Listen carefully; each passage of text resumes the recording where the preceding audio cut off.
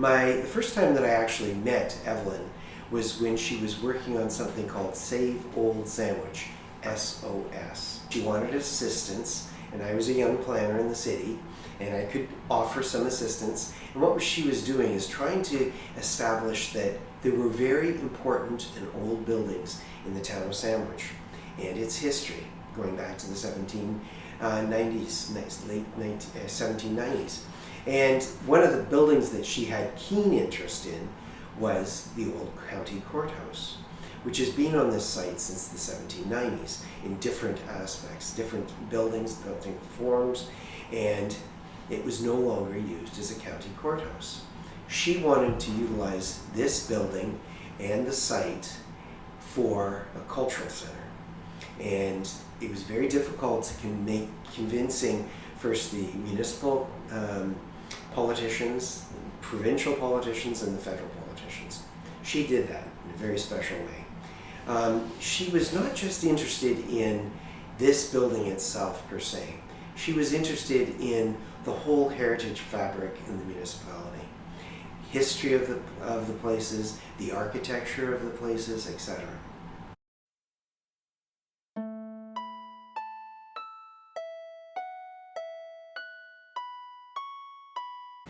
Evelyn was a student at the University of Windsor, and Don was also, and I was a girlfriend of Don's. So we were friends to some degree through university days. And Evelyn then pursued her own life quite thoroughly, and she was also always a historian for buildings in Windsor. She took countless pictures. But when she was aware that they were going to destroy the old courthouse, the Essex County Court House, that building that is made of stone and was built by Alexander Mackenzie, or he was a stonemason, and he became the second Prime Minister of Canada, so it was historic.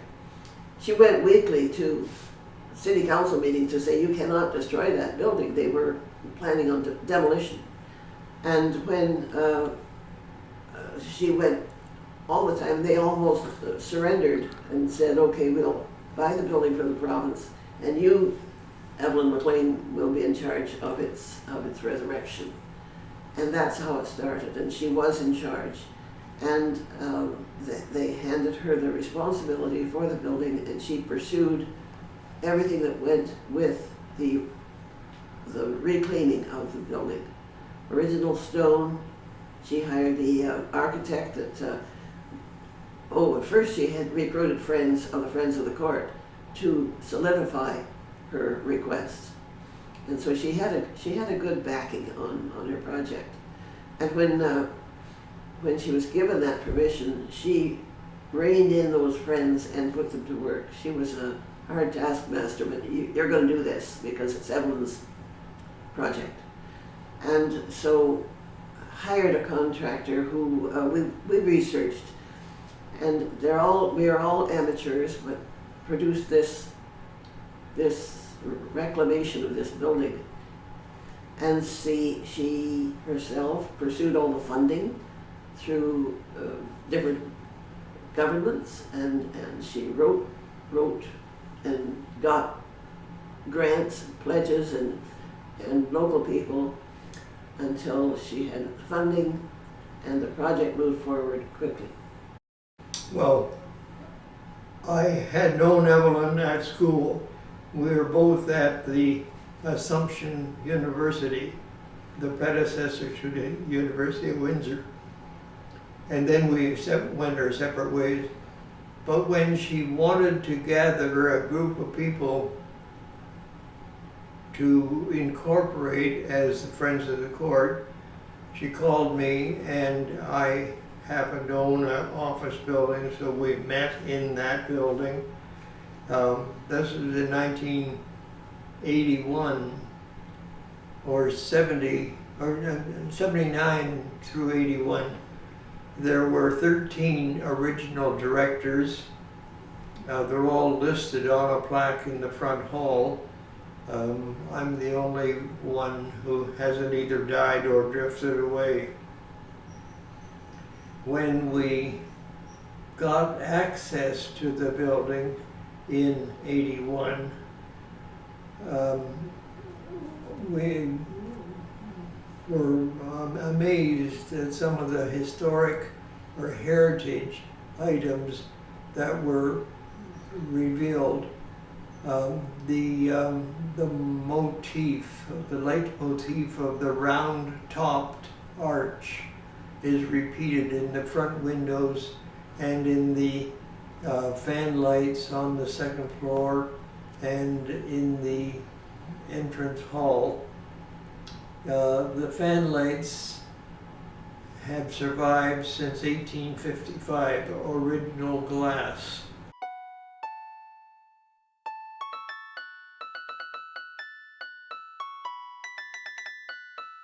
She was trying to save this building because it had come up, and she was trying to persuade all the politicians and the local community about the importance of the architecture of this building, as well as the history and the heritage of the whole area. So it was a mixture. And this was almost a derelict building when she started this. It was closed up, it was boarded up, hadn't been used as the courthouse since 1965. As a courthouse, which was its original intent. It had been used as the county civic center for up to about 1975. So it was about 2 or 3 years later. And it had been, as any building, had been reused, modified, altered during that area. So it needed a lot of work. That was 1981 when she took possession or the responsibility for the building. And we, the Friends of the Court, Don was an original member and I tagged along as well. We were put to work, and it ended up at the end, the architect came. He wanted a clear view, so the building was gutted right to the walls, the stone walls. He wanted no surprises, so everything was new from then on, although he saved some wonderful historic parts of the building, and they were reinstalled as he went. Evelyn was here every day for that. There was a group of artists called Toward who were sweeping up debris as they went, and the building began to blossom.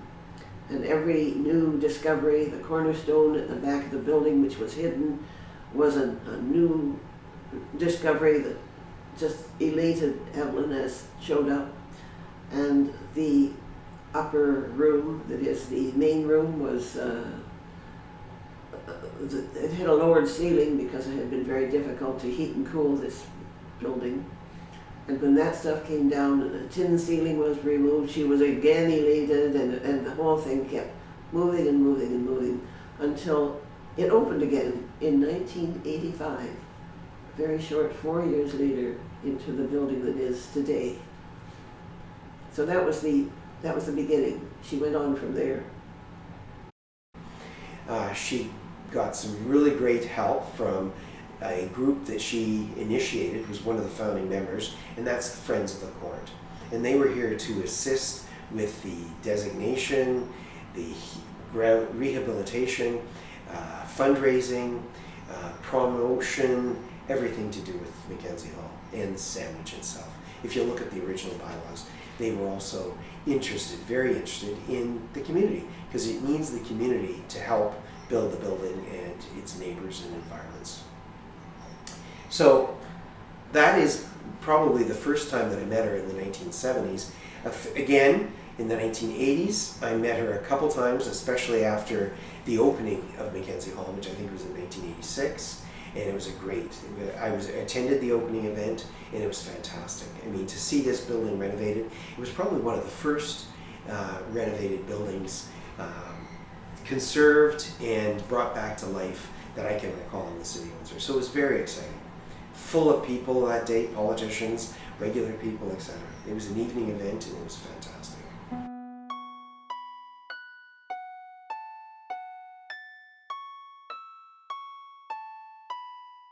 Evelyn had a dogged determination, and she was certain that this was going to work, and she was never deterred by those things. And Mayor Weeks was a slight impediment to her way, and he was replaced by Elizabeth Kishkon as mayor, She was an ardent supporter, which, overcame that bump in the road. But I think Evelyn would find a way around any problems that arose. She was the mover and the shaker here.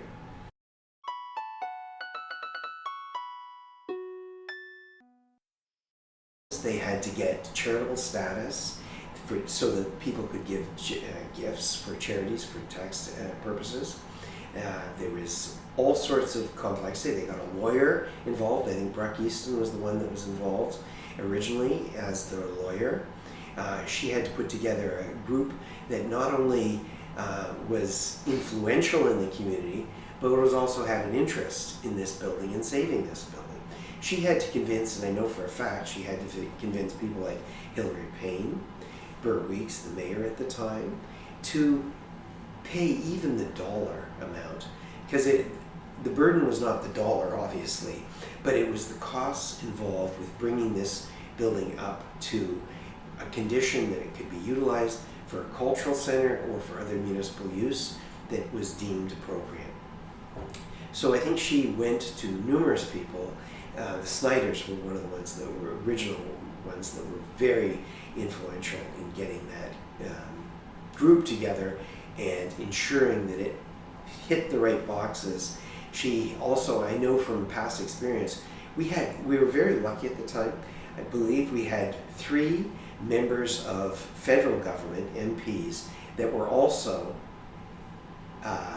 ministers, which is a really oddity for a City of Windsor, but big liberal at the time. And you have to understand, this was going to be called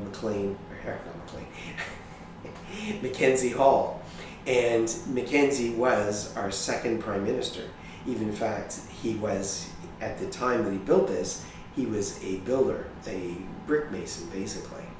So it took a lot of influence to persuade both the municipal and the provincial and federal governments to agree to giving it, and then to find some funds and grants, etc., to promote this. So you'd have to look at the original component of the group, but she certainly was a leader, if not the leader, in that group.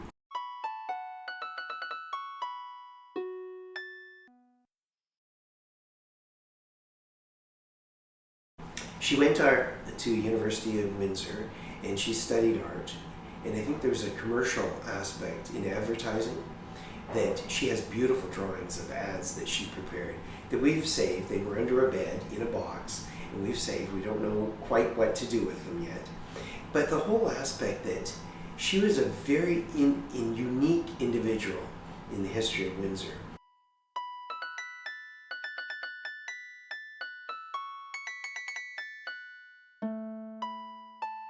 This sort of indicates, I think, in a succinct sentence or two, what I feel of Evelyn.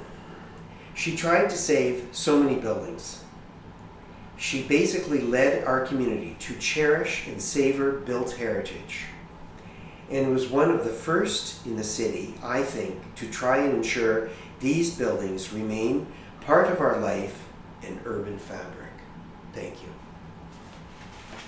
My purpose was Evelyn, more than the building. The building was Evelyn's responsibility, but she herself was a force to be reckoned with.